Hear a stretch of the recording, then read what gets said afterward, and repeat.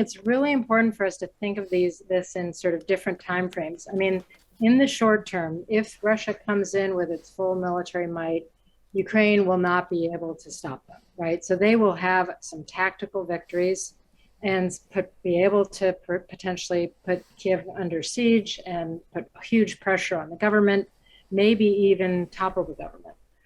But that's not the end of it, right? That's the beginning. Now they're in there, and you have to think about the longer game. First of all, even if just 10% of the Ukrainian population decides to fight this, that will be a heck of an insurgency.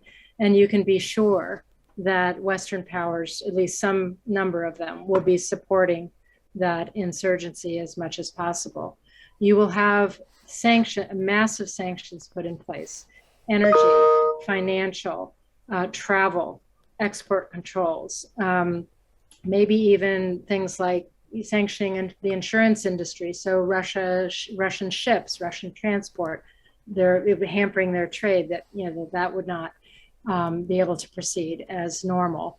So there'll be a very heavy economic burden. There'll be complete diplomatic isolation. You can expect NATO to meet, EU to meet, Putin to be unwelcome anywhere in the world except maybe meeting with Xi in Beijing, right? So this is the longer game. If you end up with Putin versus the West, it's not going to be a pretty picture, and it's not a winning game for him.